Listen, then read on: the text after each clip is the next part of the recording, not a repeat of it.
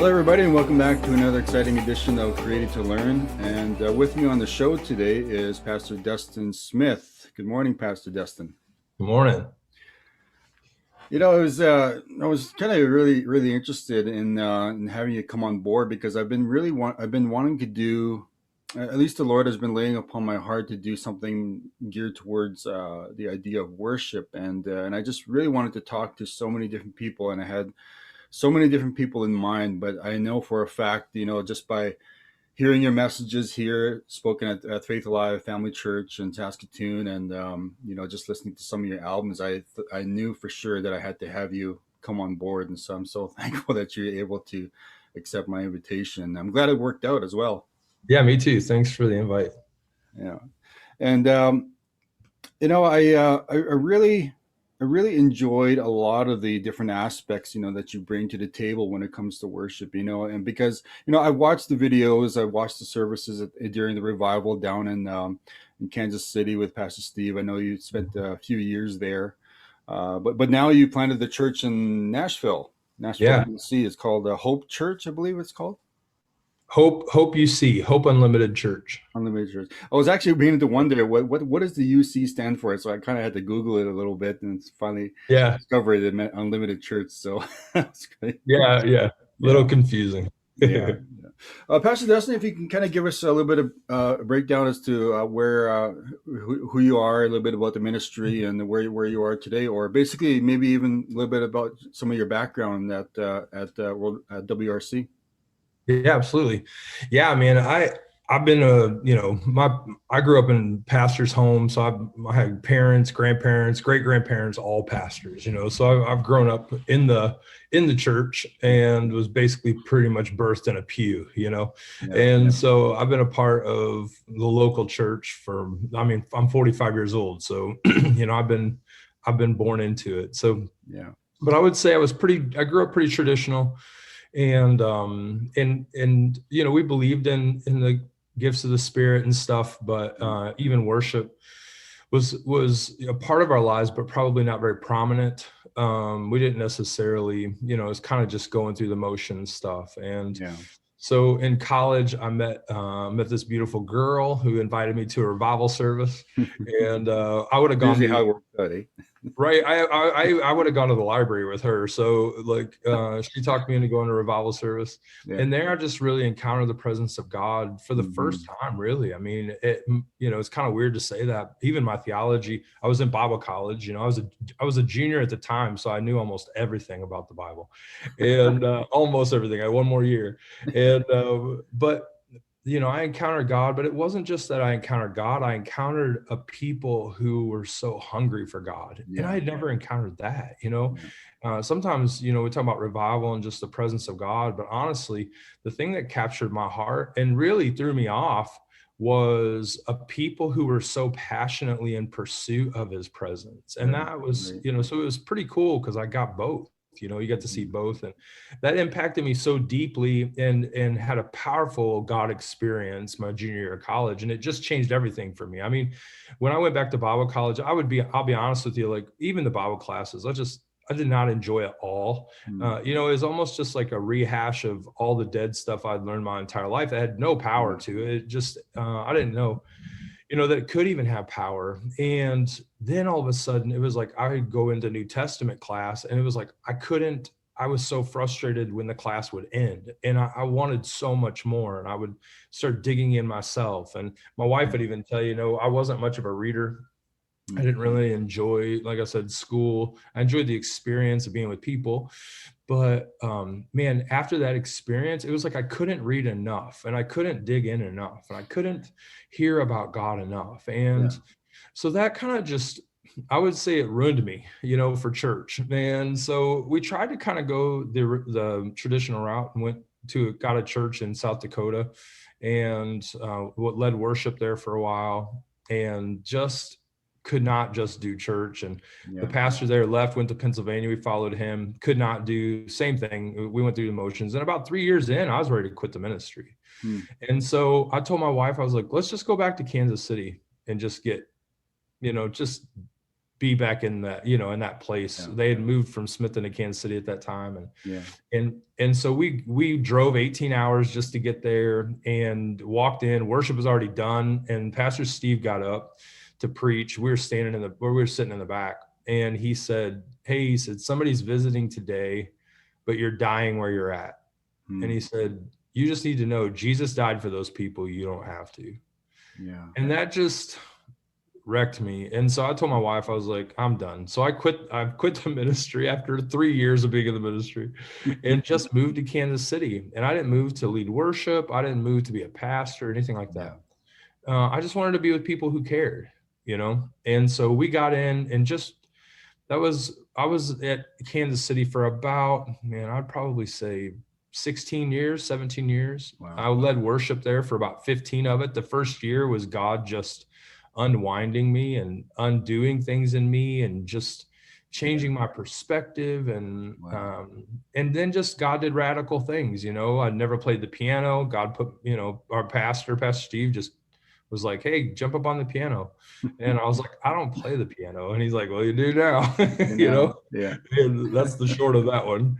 And I'd never written a song, and I ended up taking sermons, turning them into songs. And then just, was so blessed to be put in a place where people just loved God and pursued God. And it was 15 years of just so much training and learning and growing and experiencing and hearing testimonies and seeing lives changed. And towards the end of that, I felt the Lord start challenging me on some things. And the first question he asked me is, I felt him say, "I have too many kids with guitars and not enough shepherds." And I felt him say, "Would you step off the stage and raise some up?" And so I went, I had been traveling a bunch to Nashville and stuff, but we didn't know if we were supposed to be in Nashville. We were just, we felt some pulls to it, but a lot of that was songwriting and connections. And so I went to Pastor Steve and sat down with him and some of my friends around a dinner table. I'll never forget it. We went to Houlihan's restaurant. We all sat down, and I told him what I felt God was asking me. Would you step off the stage and raise up some shepherds? And I said, "Do you think that can happen here in Kansas City? Do you think that's something that I'm supposed to do here in Kansas City? And maybe part of the school of ministry, or maybe outside of it or something, And Pastor Steve said, "That's super interesting." He said, "I think maybe we should just pray about it for a couple months." So all my friends who were there and Pastor Steve, we all just went and prayed and came back a couple months later to the exact same spot, the exact same table. I probably ordered the exact same food. And Pastor Steve said, "Let me start." He said, "I would love for you to do this in Kansas City, but I feel like this is something you're supposed to do in Nashville." And we felt kind of the same thing.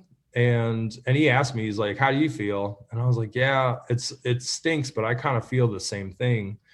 And so it's funny because, it's hard when you leave a church like that, you've been at so much and you love so much. It's hard to leave because, people always think there's something bad or something wrong. But the truth is, I think God's doing something so new in the earth that he's not going to allow us to all just be in one place.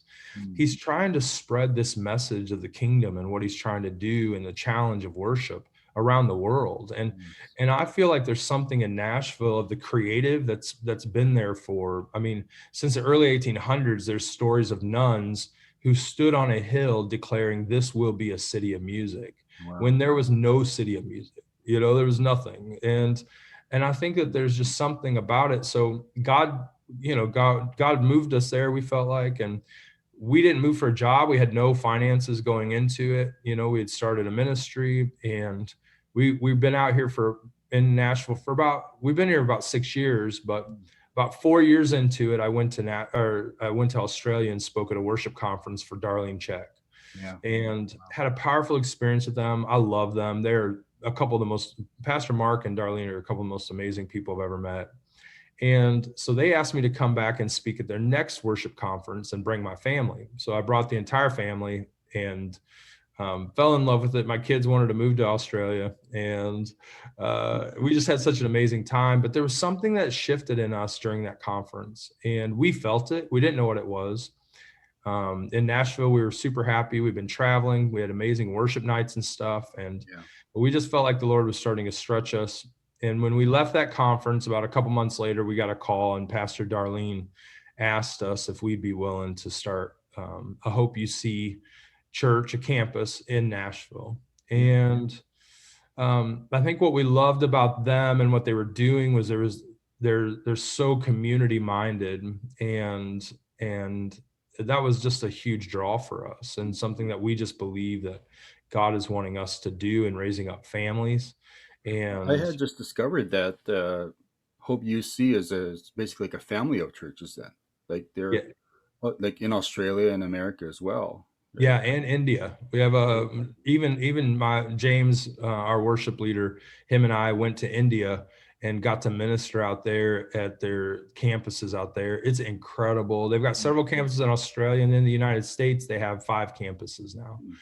And so it's just like a family. So we started that a year and a half ago, and it's been one of the funnest things I've ever done. I've never really, I've always probably in my heart known I was going to be a pastor. Growing up in church, you hear all the missionaries come in and say, I told God I'll never be a missionary, and then he makes me a missionary. So I tried to trick God, and I was like, I'll be a pastor if you want. And then he made me one anyway. So, it didn't work. I ended up being one. It didn't work.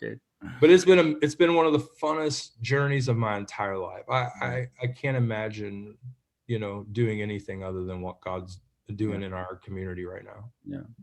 I just have to ask Pastor Dustin if it could,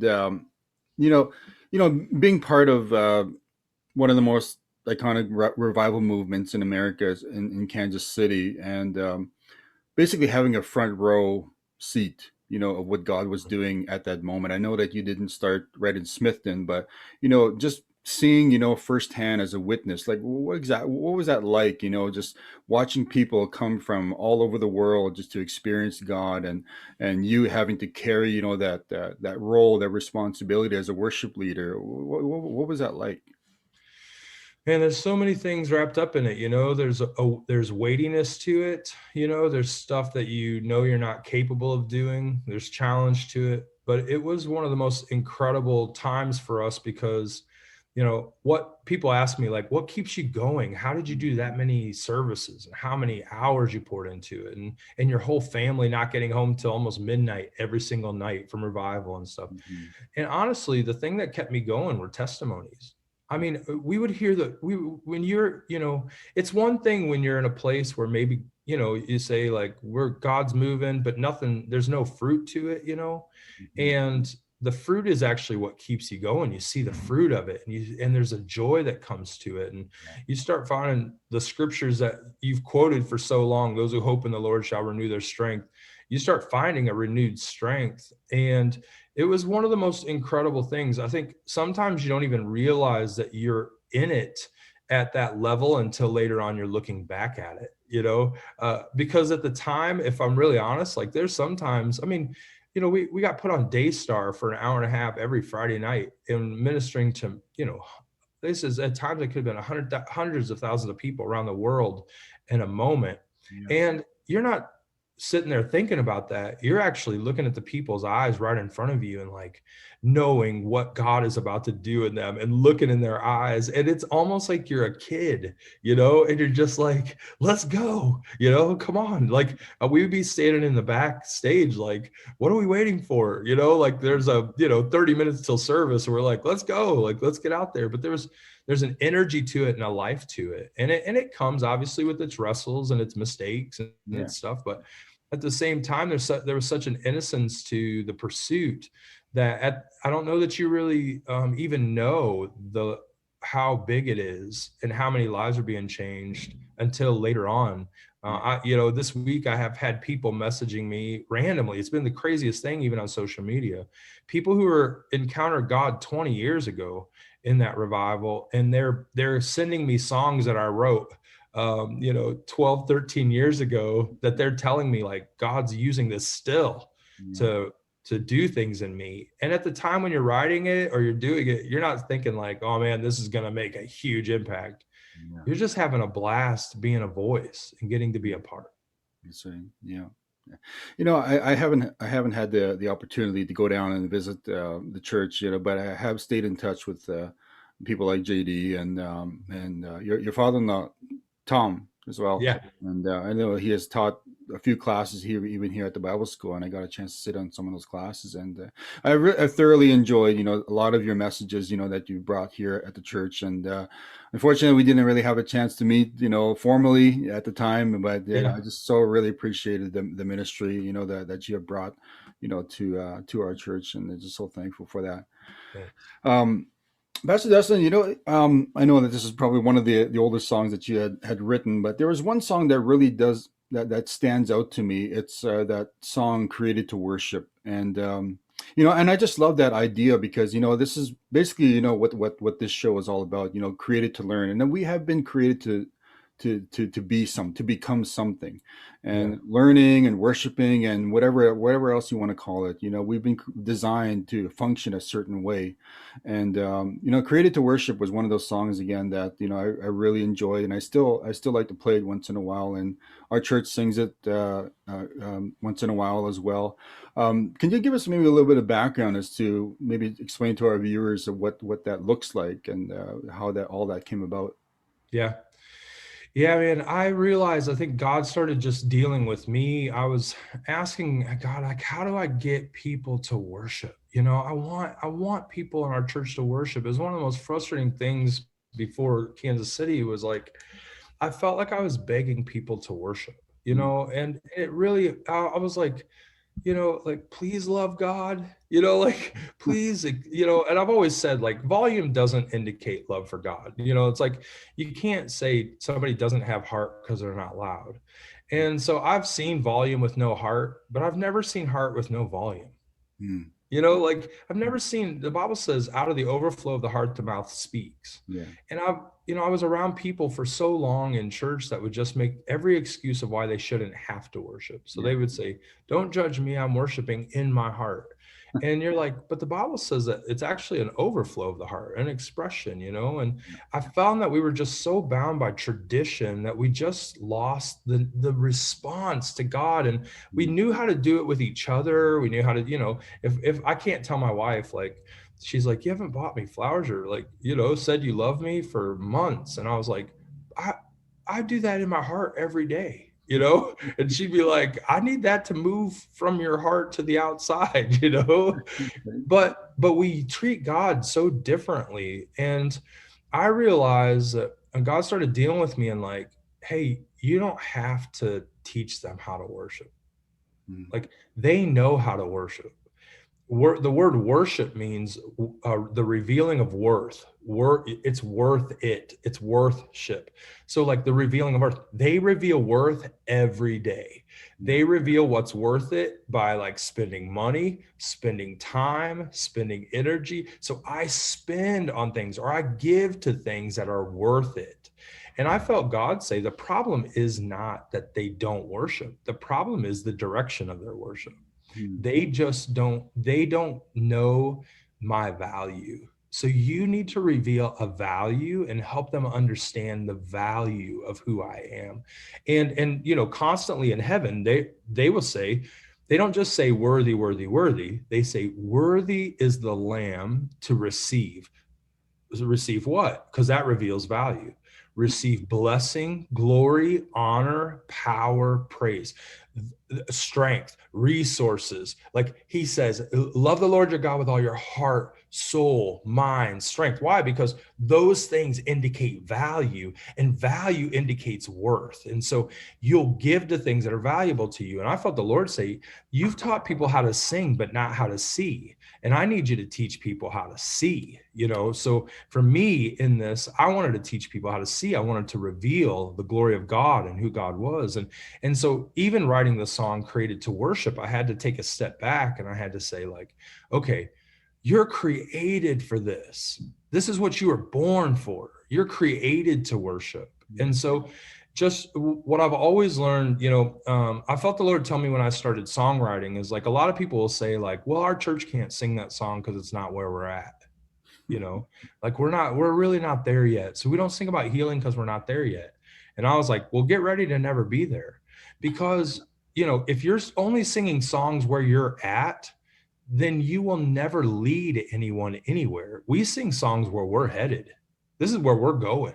Wow. I know you may not have seen, felt like I was created to worship. I may not have, seen all of the things that I'm singing about, but I'm singing it with a declaration of this is where I'm headed. This is where I'm going, And so for me, I want to put myself in that position to be able to indicate to the Lord that I'm available, my words are available, that I have a heart to move forward in this, And so I think that's the driving force for me in songwriting anyways, and Created to Worship was a great example of that. And so, halfway through it, when I say, here I am bowing at your feet. Yeah. Well, I understand the reason I wrote that wasn't just because bowing was in the Bible. I wrote it because bowing indicates a position. It indicates his position. It indicates my position. And I've realized a lot of people bow in the journey early to other things. They lower themselves to the wrong things. Yeah. And that's why I've always said, the Bible says, let's magnify the Lord. Let's exalt his name together. I want to make him bigger than myself. And that's one of the things that I feel like Created to Worship did, was it kind of put on our lips something that we may not have been experiencing at the time, but it was a reminder for us, is like, this is at the very core of who we are and what we're supposed to be doing. Yeah. And that's so amazing, because I really do. I was really glad you mentioned that, because you said that a lot of the songs that you had written basically came out of sermons, and even some of the other songs. I know that we can probably talk a lot about some of the other songs that you have written, and there's another one that kind of stands out to me, was the one where we this will probably ring a bell. We are all constantly looking at our watch during a worship service, or open up our eyes. Can't wait to get out, kind of thing, And so I don't know, maybe that's probably another topic right there. Awesome. Yeah, that was one that was actually brought up this week, because the first line says, "We've rested in God's arms so long, I think we fell asleep." Yeah. And part of that was, we were hearing this message of like, where's the church? Yeah.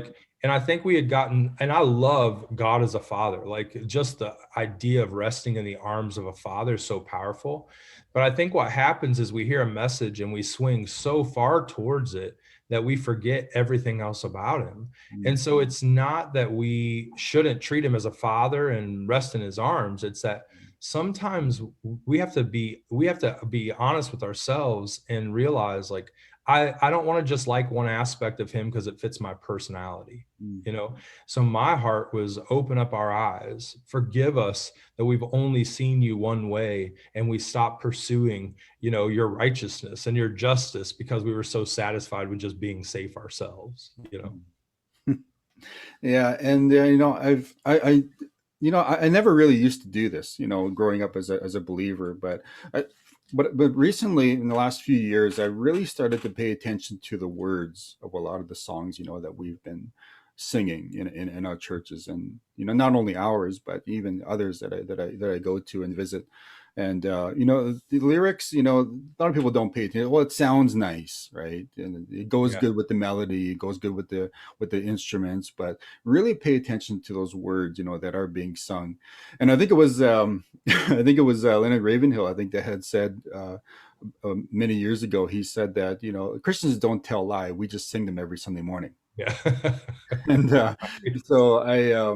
And so it's just things like that, just getting back to this whole idea and aspect of worship. It's it's something that we've been created for, and something that we really need to have a deeper understanding of the value and the worth that's involved in it. And so and Pastor Dustin, thank you so much. I just really appreciate your insight and your wisdom and this whole idea. And it's funny because somebody had asked me, or actually said to me a few years ago, that I really wish Pastor Dustin would write a book or something about worship. I know, I've felt that for so long, and people are like, "You write songs, you should write a book."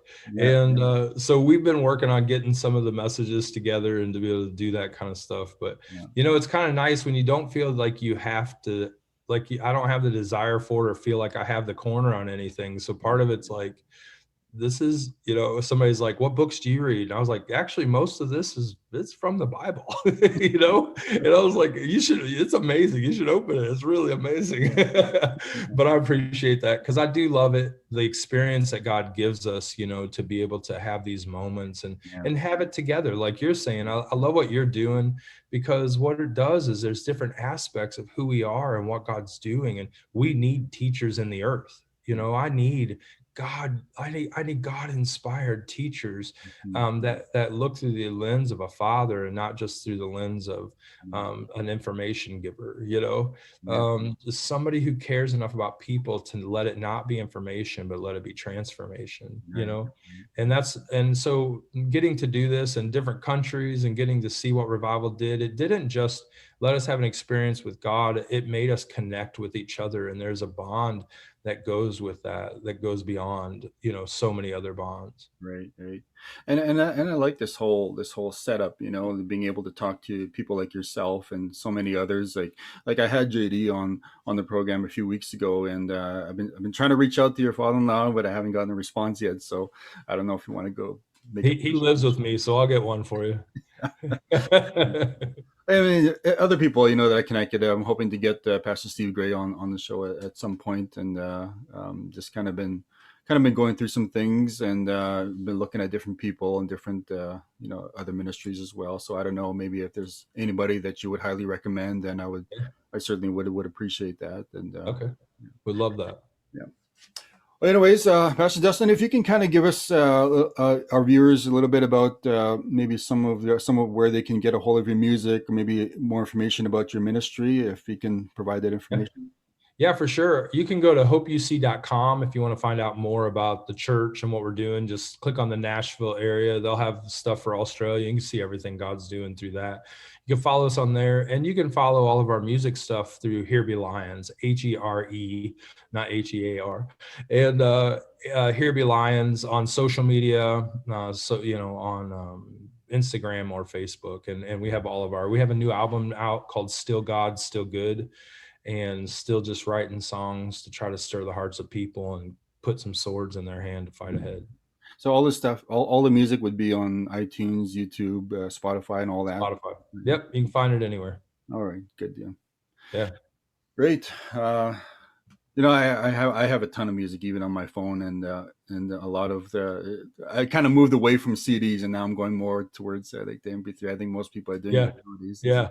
Yeah, it's really nice, and it's nice for people to be able to just stream stuff and have it pretty much anywhere. Yeah, it's funny because I was talking to somebody yesterday, and they said, it's actually been kind of difficult, because you have like the illegal downloaders, and it kind of makes it difficult for people like yourself who are in the music industry, and so. But yeah, I've told people though, I said, be careful complaining about that too much, because Habakkuk says, and the knowledge of the glory of God will flood the earth, and you get to be a part of that. I was in Uganda walking in the middle of a field where there's no running water or electricity, and I could hear music playing, and I kept walking. There's a little girl laying in the middle of a field with an iPhone listening to Hillsong.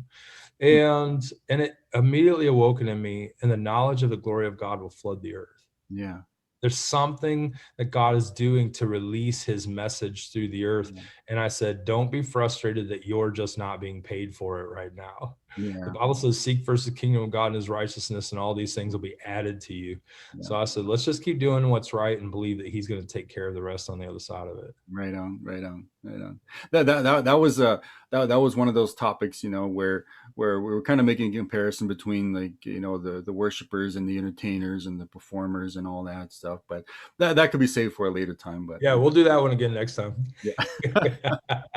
Well, thank you, Pastor Dustin, for coming on board, and I look forward to having you again in the future, and maybe we can arrange something about that at a later time. Yeah, I would absolutely love that. Great. Well, ladies and gentlemen, thank you for coming on board, and be sure to check back again for another exciting episode here on Created to Learn. God bless you. Hey guys, this is Dustin Smith with Here Be Lions, and I'm excited just to encourage you to watch Dr. Alec Capay with Created to Learn.